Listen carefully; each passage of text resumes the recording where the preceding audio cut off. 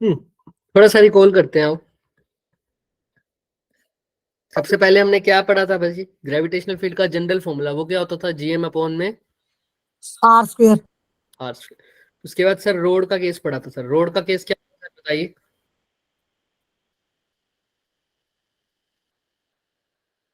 नहीं बताओगे? Sir road का जब उसी की एक्सिस पर बात करी थी तो क्या हुआ था sir? GM upon A L, आगे क्या था sir? 1/a minus 1/a plus L. और इसी का ही रोड का परपेंडिकुलर वाला केस पढ़ना था और एक पैरेलल वाला पढ़ना था। परपेंडिकुलर वाला फेस क्या पढ़ा था?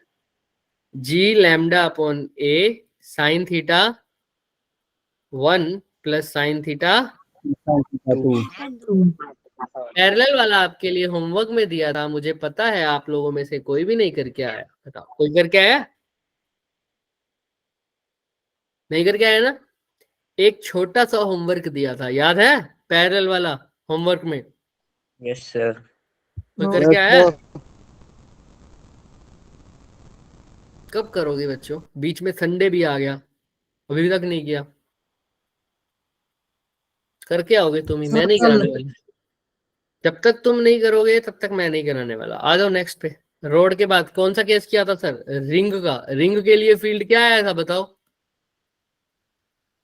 जी एम एक्स अपॉन में क्या?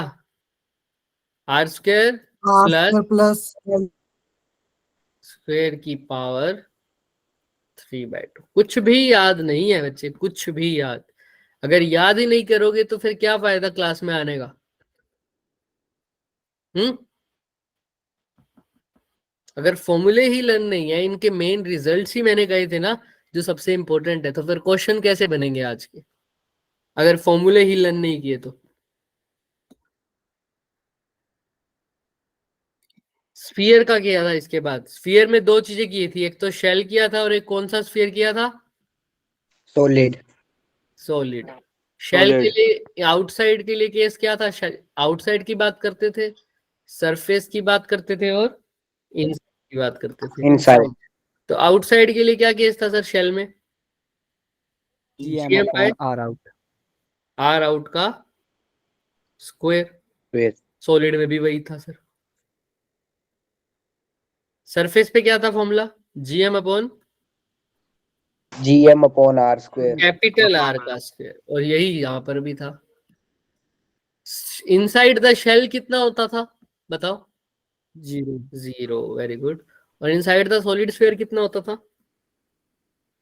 जी M R inside upon R cube. Clear है क्या सबको? हाँ या ना? यस देख सर। Yes sir. यहां तक किसी को कोई भी डाउट है? वो शेल का था और वो सॉलिड स्फीयर का था बच्चे। कुछ भी किसी को कोई डाउट है, कुछ पूछना है तो पूछ लो, बताओ अभी तक, वरना आगे चले चले। Yes yes sir. Yes sir. Yes sir. सबसे पहले ये क्वेश्चन करते हैं, ये वाला तो फोर्सेस के ऊपर है, मैं दिखाऊंगा वही क्वेश्चन अभी करने हैं आप लोगों ने। ये फोर्स वाले क्वेश्चन है हमने जो करने थे। पहले तो ये क्वेश्चन देखते ही हो जाना चाहिए, बताओ।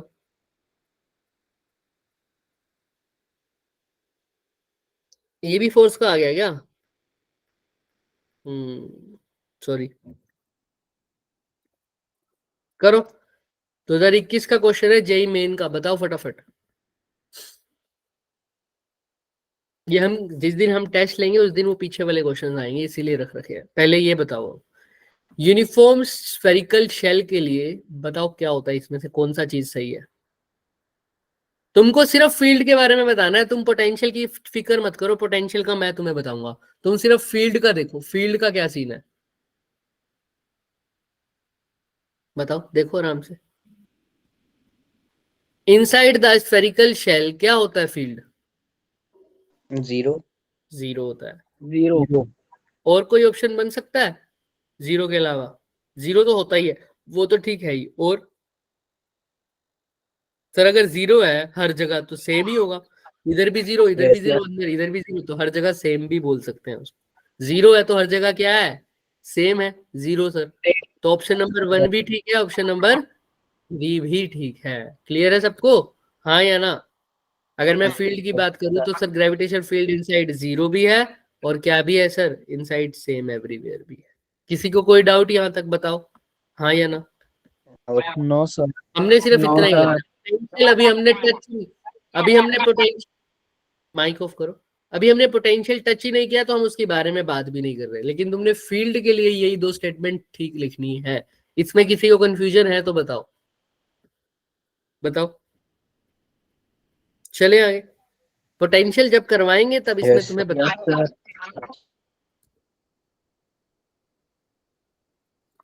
अब ये क्वेश्चन करो, पहले ट्राई करो, फिर हम बैक भी आएंगे, वापस भी आएंगे दूसरे क्वेश्चन में। पहले ये क्वेश्चन करो।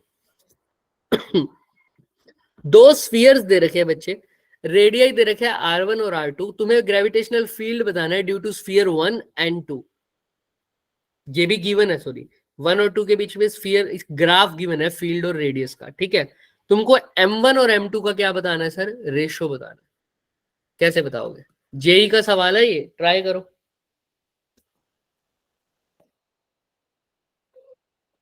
दो सॉलिड स्फीयर दे रखे हैं, एक की रेडियस कितनी है बच्चे 1 मीटर, दूसरे की कितनी है सर 2 मीटर। 2 meter. दोनों का मास दे रखा है M1 और M2। तुमको बताना है फील्ड की रेशियो तो दी गिवन है, तुम्हें M1 और M2 की रेशियो बतानी है कितनी होगी। ट्राई करो, ग्राफ गिवन है। 1 मिनट लो आराम से, फिर सोचना और फिर बताना।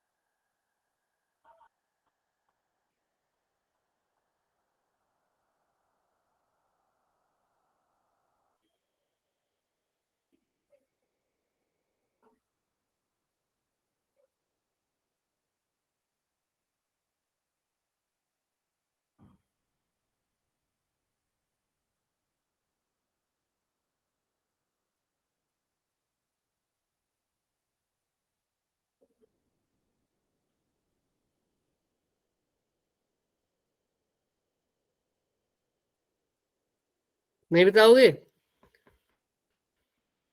समझ में नहीं आया क्वेश्चन। M1 और M2 की रेशियो कैसे बताओगे बच्चे, ग्राफ किसके बीच में दे रखा है, देखो ध्यान से,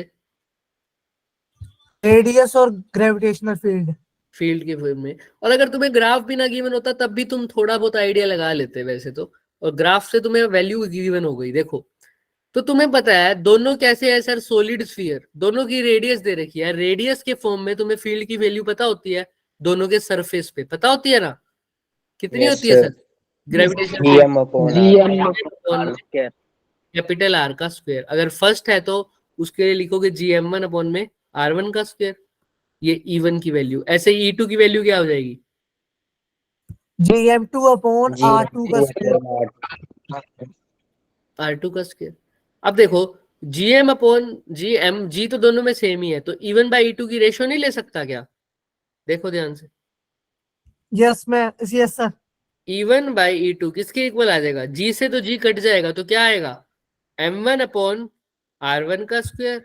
R1 इधर क्या आ जाएगा, M2 अपॉन M2 R2 का R2। square.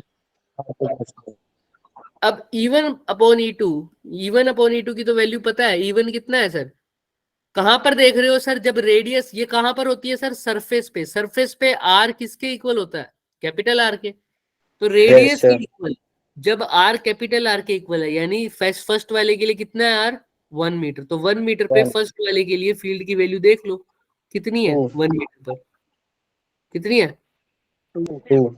2। तो यहाँ पर फर्स्ट वाले के लिए E1 की वैल्यू कितनी आ गई 2. 2। E2 की वैल्यू कितनी आ रही है, E2 की वैल्यू कौन से रेडियस पे देखोगे सर, 2 पे 2 पर। तो 2 सेकंड कर्व में 2 पर देखो कितनी आ रही है, 3 तो E2 की वैल्यू 3 है। तो E1 बाई E2 कितना हो जाएगा बच्चे, 2 बाई 3. 2/3. m1 अपॉन m2 तो लिखो ही, r1 बाय r2 के स्क्वायर की जगह तो क्या लिखोगे, r2 कितना है सर, 2, 2 का स्क्वायर कितना होता है, 4, 4 अपॉन नीचे क्या है सर, 4 r1 का स्क्वायर, r1 का स्क्वायर यानी 1 का स्क्वायर, वो क्या 1 होता है, 1। तो अब यहाँ से सोल्व कर लो सर, m1 बाय m2 क्या आएगा बताओ अब, किसके इक्वल आएगा, 4 उधर 1 ले, अपॉन 1 अपॉन क्या, 6 1 अपॉन 6 6 यानी 2 अपॉन 12 है, ये क्या आ जाएगा 1 अपॉन 6। क्लियर है क्या सबको, देख लो आंसर में भी क्या यस है, सर 1 अपॉन 6। अच्छे से देख लो, अच्छे से, रटना नहीं है क्वेश्चन को, अच्छे से देख लो, एक एक मिनट के लिए आराम से देखो, और फिर कोई डाउट होता है फिर देखो, फिर आगे चलते हैं, देखो।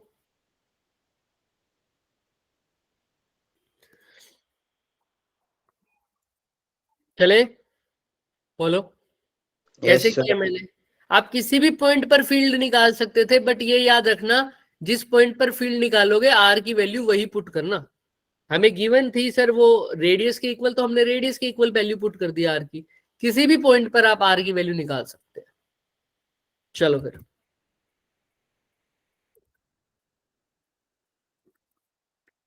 अब जैसे ये क्वेश्चन है, ये क्वेश्चन देखो,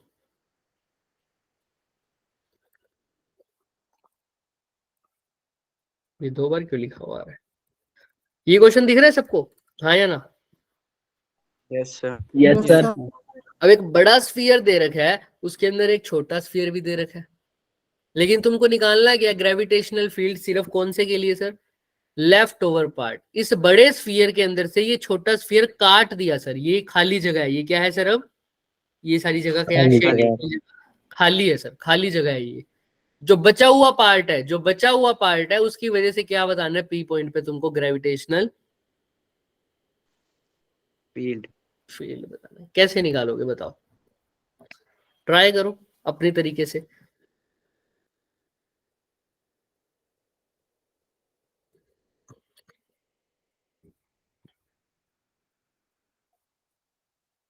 टिक लगा रखे थे, सारे गलत है, गलती से टिक लग गया शायद। बताइए सर कैसे निकालोगे,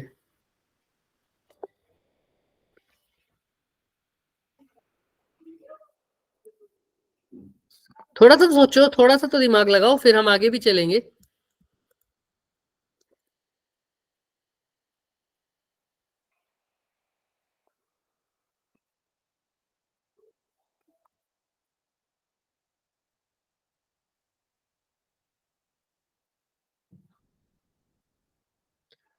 थोड़ा बहुत दिमाग तो लगाओ बच्चों, थोड़ा बहुत तो लगा लो।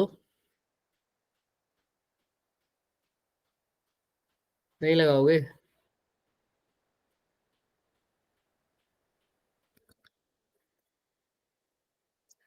क्वेश्चन समझ में आया, जिस जिसको क्वेश्चन समझ में आया वो हैंड रेस करो। हाँ आयुष, क्या क्वेश्चन है बताओ, क्या निकालना है हमें, सर ग्रेविटेशन फील्ड निकालनी है किसकी वजह से, प्लैनेट पी पर किसकी वजह से, तो लेफ्ट ओवर मार्स हाँ जो बचा जो हुआ स्फीयर स्फीयर दिया है है सर, उससे ये जो शेडेड पार्ट है इसको काट दिया गया है सर, जो बचा हुआ पार्ट है उसकी वजह से बतानी है। कैसे निकालोगे अब ट्राई करो। यस सर सर मैं ऐसा दिखा देता हूँ सर, मेरे को पता है बाहर अगर कोई फील्ड होता, बाहर कोई पॉइंट है तो उसकी वजह से फील्ड कैसे निकालता हूँ सर, फॉर्मूला क्या होता है, GM upon GM upon R outside उसके आर आउटसाइड का सर, तो पी R पॉइंट तक का डिस्टेंस भी गिवन है, कितना है sir, X X square. But ये मास टोटल, एम तो टोटल मास था, लेकिन मेरे को तो अभी कुछ मास रिमूव कर दिया गया है, तो कितना मास बचा है वो पता लग जाए तो आंसर नहीं आ जाएगा, एम की वैल्यू पता लग जाए तो कैसे पता लगेगा सर कितना मास बच जाए। देखो इस पूरे में से कितना मास घटाया है तुमने, देखो ध्यान से, ये कैसा स्फीयर है सर, यूनिफॉर्म स्फीयर है, खास बात क्या है इसकी, यूनिफॉर्म। यूनिफॉर्म मैंने आपको पहले भी बताया हुआ है ना यूनिफॉर्म का मतलब, कि मास इक्वली डिस्ट्रीब्यूटेड होता है, मास क्या होता है सर, इक्वली डिस्ट्रीब्यूटेड होता है सर, यूनिफॉर्म का मतलब ये होता है। अब अगर मास इक्वली डिस्ट्रीब्यूटेड है तो सर क्या होगा सर, सोचो थोड़ा, इसके बाद हम नया कंसेप्ट सीखेंगे। अब मेरे को मास निकालना है छोटे वाले स्फीयर का, कैसे निकालूं पहले तो तुम सोचो फिर हम बताएंगे। छोटे वाले स्फीयर का निकाल लो या बड़े वाले का निकाल लो, आप बात एक ही है। जो स्फीयर मैंने काटा है वो जो खाली पार्ट है उस स्फीयर का मास निकाल दो। कैसे r/2 रेडियस ले लेंगे उसका। कैसे करोगे? बोलो बोलो, सही बोलो। r/2 radius. हाँ, r/2 रेडियस। साफ साफ दिख रहा है सर। इसकी रेडियस क्या होगी सर? r/2। देखो ध्यान से, क्योंकि इसका डायमीटर क्या दे रखा है पूरा, r, तो रेडियस कितनी हो जाएगी? r/2। और पूरे वाले बड़े वाले स्फीयर की रेडियस कितनी है? Capital R। तो अगर Capital देखो बड़े वाला स्फीयर था, उसका कैपिटल R उसका रेडियस था, और टोटल मास कितना था जब वो कटा नहीं था? m। m। तो टोटल वॉल्यूम में सॉलिड स्फीयर है सर। हाँ, दिख तो सॉलिड सा ही रहा है सर। टोटल स्फीयर में जो वॉल्यूम होती है वो कितनी होती है? 4/3 पाई। pi r/3। r cube। उसमें जो मास है वो क्या है? Capital M। तो यूनिट वॉल्यूम में मास कितना हो जाएगा? m/4/3 पाई। 3 pi r/3। pi r हमने जो काटा है उसका मास निकालना है, उसकी रेडियस कितनी है? r/2। r/2 है ना उसकी रेडियस, देख लो अच्छे से। yes sir। तो तुमने r/2 का वॉल्यूम का काटा है, तो 4/3 पाई r क्यूब की जगह क्या लिखोगे? r/2 का क्यूब। उसके अंदर मास कितना आएगा बच्चे? m/4/3 pi r cube multiply by में क्या करोगे? 4/3 पाई। r/2 का क्यूब कैसे लिखोगे? r³ bye 8। r³ 8। तो 4/3 पाई r क्यूब से 4/3 पाई r क्यूब कट गया, तो जो कटा हुआ मास है उसकी वैल्यू कितनी आई है? m/8। देख लो, m/8। क्लियर है क्या सबको? देख लो अच्छे से, अच्छे से देखो, टाइम लगाओ, देखो, फिर आगे बढ़ो। अभी हमारे पास टाइम है बच्चे, तो हम तो अच्छे अच्छे क्वेश्चन भी करेंगे। अगर हमारे पास टाइम ना होता, जल्दी होती, आसान क्वेश्चन पे फोकस करते हैं हम। हमारे पास टाइम है तो हम अच्छे क्वेश्चंस को देख सकते हैं, इसीलिए ध्यान से देखो। बस इसके बाद हम नया कंसेप्ट शुरू करेंगे। पहले यहां तक देखो, किसी को कोई डाउट? देखो देखो देखो, कोई डाउट किसी को? कैसे निकाला है मैंने? बोलो। अरे जितना इंटरेक्ट करोगे उतना समझ में आने वाली है चीजें बच्चे। इंटरेक्ट करो। चलो फिर, अगर इमोजीज भेजना इंटरेक्शन कह रहे हो तो चलो। तो m/8 जो कटा हुआ है, जो बचा हुआ है, उसका मास कितना हो गया फिर? कोई बता सकता है? अब लेफ्ट ओवर मास कितना होगा? m minus m/8। m minus Very good. m/8। m में से m/8 को माइनस करोगे तो क्या बच जाएगा? 7m/8। 7m/8। हमने जो ग्रेविटेशनल फील्ड का फॉर्मूला लिखा था वो लिखा था gm/x²। m जो है बचा हुआ मास था, तो बचे हुए मास की जगह क्या लिख सकते हो सर? 7m/8। m/8। तो अब आंसर दिख रहा है तुम्हें साफ साफ? कौन सा ऑप्शन है? Option number c। Option number c। C. Correct answer. Clear है सबको? हाँ या ना? yes sir। चलिए सर, किसी को कोई भी डाउट है पूछ लो, अच्छे से देखो। कुछ भी, ये क्वेश्चन मुश्किल से मुश्किल आ सकता था जो तुम्हारे पास, वो हमने कर लिया। और आसान तो फिर अब आसानी से हो ही जाएंगे सर। अगर मैं तुमसे पूछूं, सिंपल स्फीयर दे दूं बच्चे, अब ये क्वेश्चन नहीं कर पाओगे क्या? देखना, अगर मैं तुमसे सिंपल स्फीयर दे दूं एक, तो उसकी वजह से 5 सेंटीमीटर पर या 5 मीटर पर मैं पी पॉइंट पर क्या पूछूं? फील्ड पूछूं, सॉलिड स्फीयर है, तो बताओ, नहीं बता पाओगे क्या? अगर इसका मास 10 kg है तो नहीं बता पाओगे?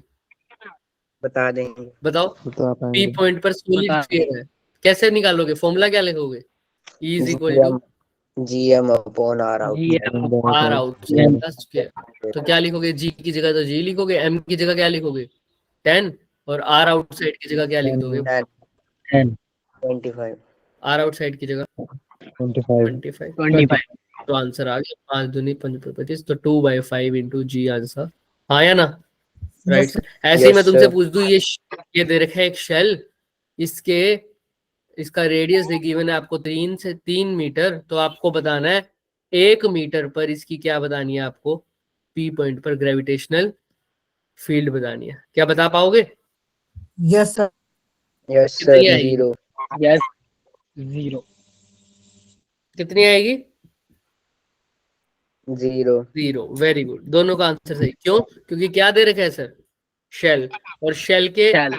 अगर 1 मीटर पर जा रहा हूं तो उसके अंदर हूं। क्यों? पर कैसे पता चला सर अंदर हो? क्योंकि सर 3 मीटर की तो रेडियस ही है, अभी तो रेडियस ही क्रॉस नहीं हुई, तो 1 मीटर तो अंदर ही आएगा सर। तो ई की वैल्यू कितनी आएगी? Yes sir. 0। 0. 0. ये छोटे छोटे क्वेश्चन तो कर ही लोगे ना सर, जब लेफ्ट ओवर वाला पार्ट का क्वेश्चन कर रहे हो तो ये तो छोटे मोटे क्वेश्चन हो Yes sir. जाएगा। बोलो हाँ या ना? Yes, Yes sir. sir. Yes. इसके क्वेश्चंस और भी हम करेंगे, जब हम नया कंसेप्ट करेंगे ना तो करेंगे इसके क्वेश्चंस। और अभी तो मेरे Yes, sir. हमने था कि हमने क्वेश्चंस किए नहीं थे बिल्कुल भी, सिर्फ हम थ्योरेटिकल पढ़े जा रहे थे, तो थोड़ा सा अच्छा लग नहीं रहा था, इसीलिए ये 3-4 क्वेश्चन लेके आए थे पहले। चलें आगे। Yes, अच्छा, Yes sir. एक क्वेश्चन मैंने बीच में छुड़वाया sir. था लोगों को, वो इसीलिए छुड़वाया था, वो था तो फील्ड का ही, ये वाला, ये है तो फील्ड का ही, लेकिन तुमको ये तब करवाना है जब डिफरेंट प्लैनेट्स की बात, वेरिएशन इन जी की बात करेंगे, तब कराऊंगा। अभी इसलिए नहीं करा रहा क्योंकि अभी इसका कंसेप्ट होना बाकी है। आज उसका कंसेप्ट हम शुरुआत कर देंगे, अभी तो टाइम पड़ा है। 7:46 हुई है ना? हाँ, अभी तो टाइम पड़ा है। Yes sir. आओ देखते हैं सर। अब कुछ करना नहीं है खास, मैं आपको कुछ एक्सप्रेशंस दिखाऊंगा। देखो पेन से लिखी हुई दिख रही है? हाँ सर दिख तो रही है सर। इसी को बोलते हैं सर, इसी के बारे में आज हम पढ़ेंगे। इसको बोलते हैं सर वेरिएशन ऑफ जी। क्या बोलते हैं? Variation of G. Variation of G. इसके भी रिजल्ट ज्यादा महत्वपूर्ण है, लेकिन हम थोड़े थोड़े इसके बाद करेंगे, हल्की हल्की डेरिवेशन करेंगे इसकी। क्या है सर वेरिएशन ऑफ द जी? इस कंसेप्ट से आप क्या समझते हैं? आप मुझे ये बताओ पहले तो। कोई बताएगा कि वेरिएशन ऑफ जी से वो क्या समझता है? बताइए। G की वैल्यू अलग अलग आएगी दूसरे प्लैनेट्स में। हाँ, और दूसरे प्लेनेट पे तो ठीक ही बात है, वो तो आती आती है। और भी है सर वेरिएशन, अर्थ पर भी अलग अलग आती है। अर्थ के अंदर भी, अर्थ के ऊपर चला जाऊंगा तब अलग हो जाएगी, अर्थ के नीचे चला जाऊंगा तब अलग हो जाएगी। तो ये जो जी है ना, वो 3 तरीके से वेरी करता है बच्चे। एक सरफेस है, ये अर्थ का सरफेस है। कितनी रेडियस पे सर? R. आर रेडियस पर इसका सरफेस है सर। इस सरफेस से मैं थोड़ा सा ऊपर चला जाऊं h हाइट पर, तब भी जी की वैल्यू क्या हो जाएगी? वेरी। तो eight any height h Yes, तब sir. भी वेरी हो जाएगी। इस सरफेस से नीचे चला जाऊं किसी d डिस्टेंस तक, तब भी क्या हो जाएगी सर? इसकी वैल्यू। Very. और ये अर्थ की रोटेशन होती है सर, उसके कारण भी इसकी वैल्यू क्या होती है सर? चेंज होती है, इसलिए उसके कारण भी वेरी हो जाएगी। क्लियर है क्या सबको? हाँ या ना? Yes देखो sir. Yes, sir. हाइट के कारण भी वेरी हो रही है सर, डेप्थ के कारण भी वेरी हो रही है सर, और रोटेशन के कारण भी इसकी वैल्यू क्या हो रही है सर? वेरी हो रही है। तो अभी हम वही पढ़ेंगे सर, कैसे कैसे क्या वेरी होगा। चलें आगे, ट्राई करें। Yes sir. Yes, sir. आओ फिर सर, सबसे पहले बात करते हैं सर हाइट की। ड्यू टू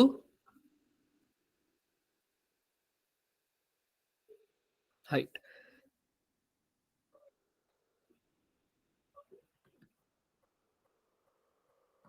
सर ये अर्थ है, ये इसका सरफेस है। सरफेस का डिस्टेंस कितना होता है सर? उसकी रेडियस जितना, आर डिस्टेंस। यहाँ हम रहते हैं सर, यहाँ पर अगर वैल्यू देखूं जी की तो वो जी ही है, स्मॉल जी 9.8 है ना। बट अगर इस सरफेस से कितने एच डिस्टेंस ऊपर चला जाऊं, एच डिस्टेंस, यहाँ पर पी पॉइंट पर, तब पी पॉइंट पर ग्रेविटेशनल फील्ड, ग्रेविटेशनल एक्सेलरेशन, इनकी वैल्यू, जी की वैल्यू क्या होगी, वो आपसे पूछा है। क्वेश्चन समझ में आया? हाँ या ना? Yes, sir. सर वो जो जी वाले सरफेस की बात होती है, उसको स्मॉल जी, सिंपल जी से लिख रहा हूं, उसका फॉर्मूला क्या होता था? जीएम अपॉन में आर स्क्वायर। आर क्या होता था sir? Distance, GM upon R square. Distance from the centre, centre से। ठीक है सर। अब क्या होगा सर फॉर्मूला जीपी का?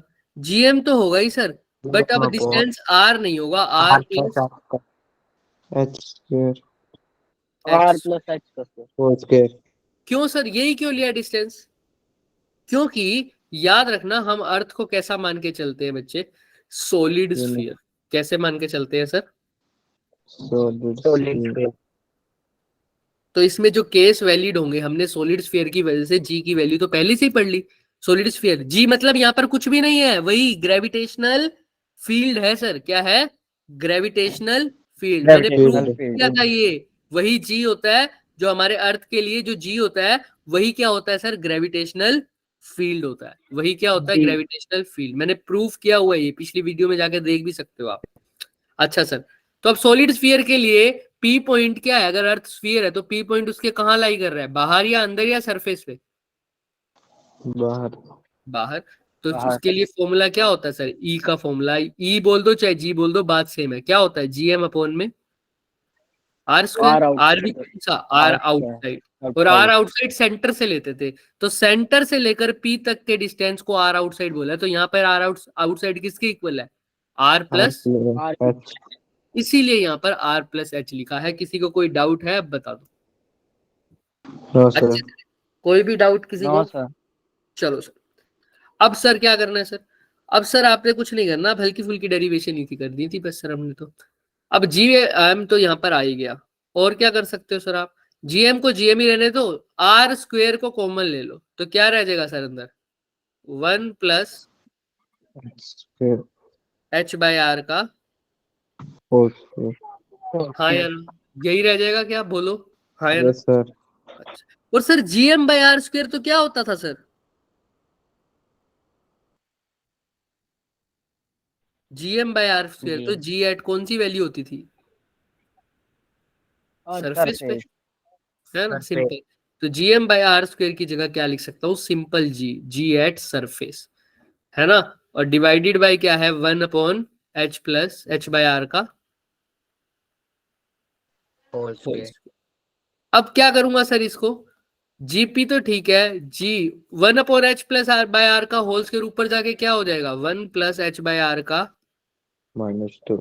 माइनस। -2. अब इसको जब बाइनोमियली एक्सपेंड करूंगा, हमने ज्यादा टर्म्स तक नहीं करना, बट एक ही टर्म तक, जब आगे n की वैल्यू ले आते हैं तो ये कुछ ऐसा बन जाएगा क्या? पहली टर्म तक, पहली 2 टर्म तक? बोलो हाँ या ना? याद है? Yes. बाइनोमियली एक्सपेंड किया तो आपने सिर्फ यहीं तक करना है।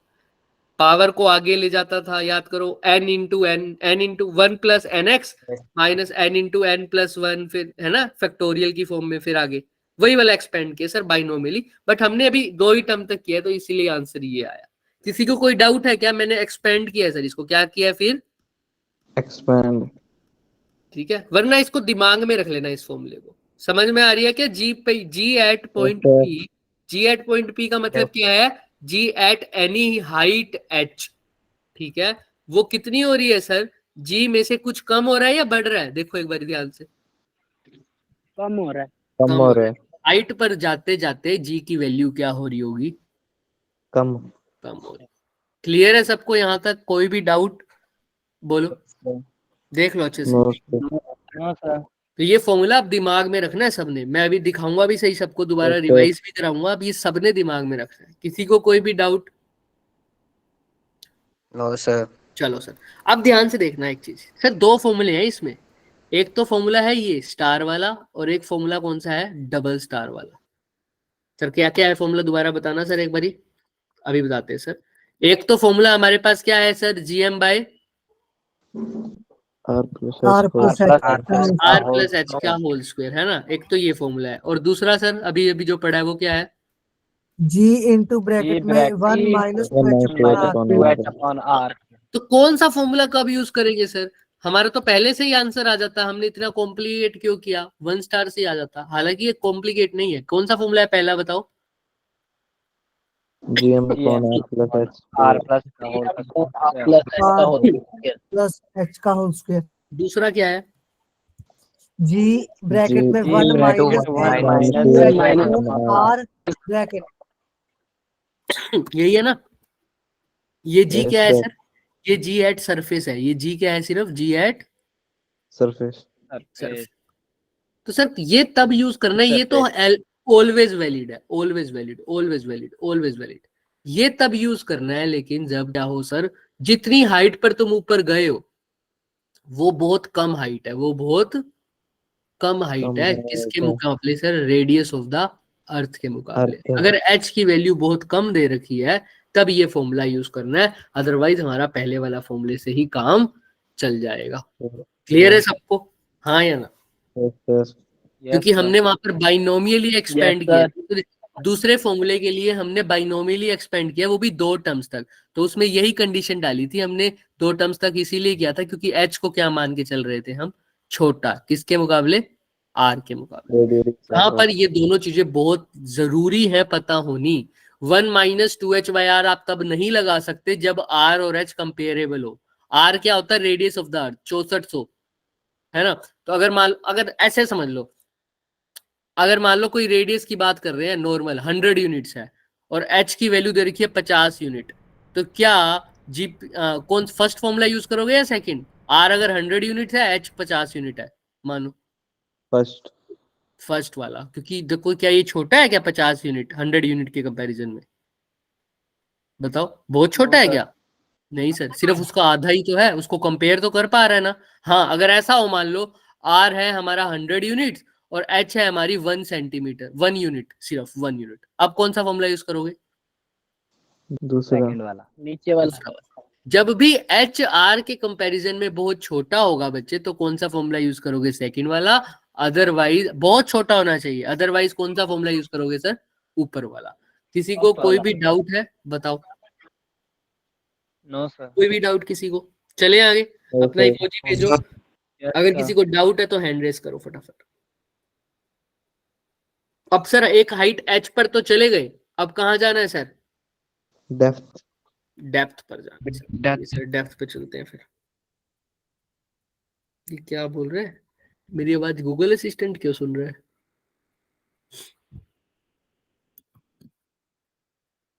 अभी बोलता वरना ये। एट एनी डेप्थ, डेप्थ भी बोल दो, एच डेप्थ के अंदर। तो अब देखो फिर से क्या बनाऊंगा सर, एक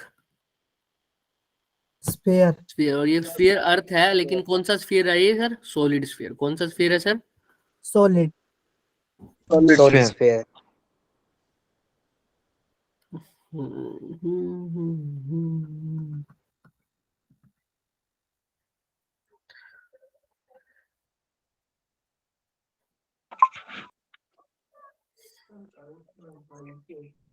अब इसके इनसाइड गए हैं सर, इनसाइड कितने नीचे गए हैं सर? एच डिस्टेंस नीचे गए हैं।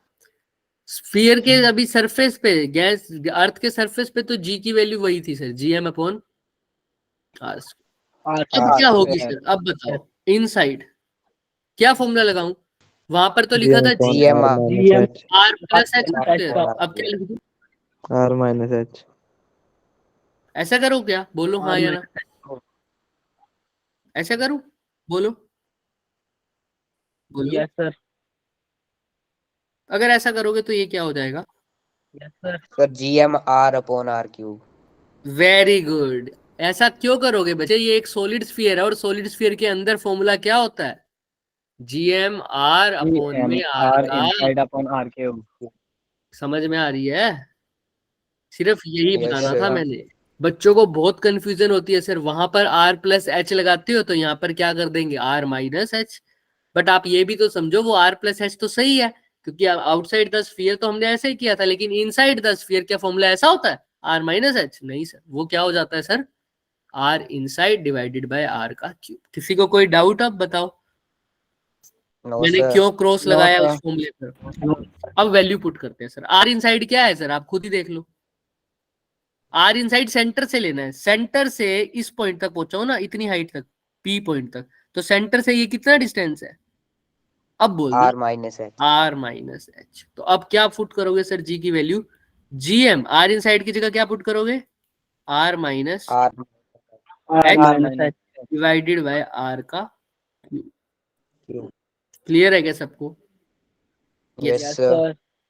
अब ध्यान से एक चीज और देखो, तो सर इसको मैं क्या लिख सकता हूं? GM/r³ तो ऐसे का ऐसे, यहां से बाहर R कॉमन ले लो तो अंदर क्या रह जाएगा? 1 - H/r, है ना। Sir. R - H में से R कॉमन ले लो तो क्या रह जाएगा अंदर? 1 - H/r। R. समझ में आती है ना बात सबको? नहीं आती तो पूछ लो। पक्का मान लोगे? मानोगे ये sir. बात या नहीं? भाई R माइनस sir. H है, इसमें से अगर R कॉमन ले लूं तो R की जगह तो 1 आ जाएगा। H के पास तो R था ही नहीं मल्टीप्लाई में, तो डिवाइड में करना पड़ा मुझे। क्लियर है? ऐसा ही होगा ना? देख लो, Yes, sir. जोर से बोलो, सब बताओ, सबको ये बात समझ में आती है? Yes, sir. चलो फिर Yes, sir. ठीक। तो सर यहाँ पे अब एक R से एक R कट गया तो R का स्क्वायर बच जाएगा। तो क्या फॉर्मूला बन गया सर? ये GM upon R square into में 1 माइनस H/, और GM अपॉन R स्क्वायर को क्या लिख सकता हूँ सर? सिंपल जी, ये किसी पॉइंट P पर है, याद रखना। Yes, sir. तो GM अपॉन R स्क्वायर की जगह क्या लिख दूं बच्चे? G into 1 minus H/, R. ये फॉर्मूला हो गया सर। और G क्या है सर? G सरफेस पे जो वैल्यू है, जो कि कितनी होती है? 9 मीटर पर सेकंड स्क्वायर। क्लियर है सबको यहाँ तक? ये फॉर्मूला हर जगह वैलिड है, इसमें H और R के बीच में कोई कंडीशन नहीं है, आप ये फॉर्मूला डायरेक्ट लगा सकते हो। ये किसी एनी हाइट डेप्थ D पर है और वो किसी हाइट H पर था। किसी को कोई भी डाउट है? No, देख sir. लो,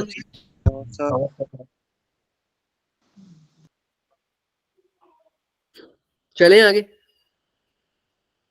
Yes, sir. यहां तक हमने अच्छे से इसको देखना था। अब सर यहां तक हो गया। अब एक और है, उसका आपने सिर्फ फॉर्मूला दिमाग में रखना है, उसको डेरिवेशन में करना, ड्यू टू रोटेशन। होता क्या है उसका रीजन तो यही रहता है कि सर अगर जब अर्थ रोटेट कर रही है तो हर एक पॉइंट P पर मान लो, तो अब जो mg लगता है वो कहाँ लगता है सर? जो towards the centre of the centre of the तो mg यहाँ लगता है। लेकिन यहाँ पर कुछ रोटेशन के कारण एक सेंट्रीफ्यूगल फोर्स भी आती है, जिसके कारण जो g है वो पूरी तरह से यहाँ ना होकर g इफेक्टिव हो जाता है। इसको अपोज करने के लिए कौन आता है सर? सेंट्रीफ्यूगल फोर्स आती है mv²/r। तो उसका भी एक एक्सेलरेशन होता है सर, v²/r। तो इसके कारण जो नेट एक्सेलरेशन है वो g ना होकर g से कुछ कम होता है, g से कुछ उसकी वैल्यू कम हो जाती है। वो रोटेशन के कारण हो रहा है। ये सेंट्रीफ्यूगल फोर्स जो लग रही है किसके कारण लग रही है सर? रोटेशन के कारण लग रही है। इसीलिए रोटेशन के कारण भी अर्थ के जी में कुछ क्या आता है बच्चे? चेंज आता है। उसका सिर्फ आपको फॉर्मूला याद रखना है। अगर ओमेगा उसकी वेलोसिटी है तो फॉर्मूला क्या हो जाएगा? जी डैश की वैल्यू, जी पी की वैल्यू, या जी डैश बोल दो, रोटेशन के कारण जो है कितना होगा? G minus omega square r cos square theta. Omega square r cos square theta. Theta क्या है सर? जितने एंगल पर आप यहां से हो। क्लियर है? देख लो अच्छे से। Yes sir. ये कम यूज होगा, इसके क्वेश्चंस करेंगे तब इसको भी अच्छे से करेंगे। Yes, अब हम क्वेश्चंस कर सकते हैं बहुत सारे साथ में। ठीक है, आज के लिए तो इतना ही करेंगे, बट अभी इसको रिवाइज करेंगे थोड़ा सा। पहले यहां तक बताओ किसी को कोई डाउट है तो। लास्ट वाले में सिर्फ आपको फॉर्मूला दिमाग में रखना No, है, sir. उसकी डेरिवेशन नहीं करनी। ठीक है, ट्राई करना। अगर क्योंकि फिर भी अगर इसकी डेरिवेशन में कोई इंटरेस्टेड है तो मुझे बता देना। आप अपनी तरफ से एक बार बुक्स में देख लेना, अगर किसी को डाउट रहता है तो वो पूछ भी सकता है। पर हम सारी डेरिवेशंस के लिए हमारे पास इतना टाइम नहीं है कि हम सारी डेरिवेशंस करें। तो हमने इंपॉर्टेंट तो डेरिवेशन करवाई है आपको, देख लो अच्छे से पहले। Yes sir. क्लियर है? वेरिएशन इन जी हो जाएगा आराम से। Yes, sir. Yes. Yes sir. तो अभी हमने जो फॉर्मूला करा है g square omega square are cos square theta. आप ये डिफरेंट के लिए भी देख सकते हो। और थीटा मैंने आपको बता भी दिया, थीटा कहां से लिया आपको दिख गया है ना। अगर मान लो थीटा की वैल्यू क्या हो जाए बच्चे? 0 हो जाए तो जी डैश की वैल्यू कितनी हो जाएगी? जी माइनस ओमेगा स्क्वायर आर। हाँ, जी माइनस ओमेगा स्क्वायर आर, क्योंकि कोस 0 कितना होता है? 1। अच्छा, अगर थीटा 90 हो जाए तो जी डैश की वैल्यू क्या हो जाएगी? जी, क्योंकि कोस 90 कितना होता है? 0, है ना। कोस 90 क्या होता है बच्चे? 0 होता है। क्लियर है ना सबको? तो थीटा 0 का मतलब पॉइंट है ये वाला, इक्वेटर पे। और थीटा 90 का मतलब पोल है ये वाला, पोल पर कौन सी वैल्यू होती है सर? ये पोल, और ये क्या होता है सर? इक्वेटर वाला पॉइंट। क्लियर है ना सबको? मैं पॉइंट ए और यस बी, सर। तो ये ए वाला पॉइंट हो जाएगा, ये बी वाला पॉइंट हो जाएगा। जब थीटा 0 है तो ए वाला पॉइंट यानी पोल पर इतनी वैल्यू, और पोल पर इतनी वैल्यू 90 वाली, तो पोल पर ये होती है जी। और बाद में जब थीटा 0 है जी मैक्सिमम है, या थीटा 90 पर जी मैक्सिमम है? बता सकता है कोई? थीटा 0 पर, हाँ साफ साफ दिख रहा है ना, क्योंकि 90 पर जी में से कुछ कम नहीं हो रहा, लेकिन 0 पर जी में से कुछ कम हो रहा है। कितना कम हो रहा है सर? कितना कम हो रहा है देखो, ओमेगा स्क्वायर आर। किसी को कोई डाउट? एक सेकंड रुकना बच्चे।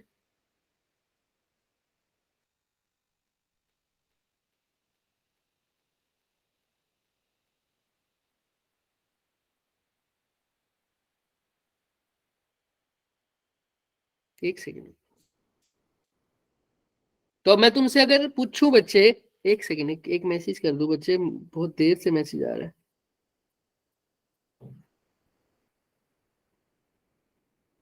चलो अब इसी के अकॉर्डिंग देखो, अगर इसके अकॉर्डिंग देखूं मैं, जी कहां पर मैक्सिमम है, पोल्स पर या इक्वेटर पर?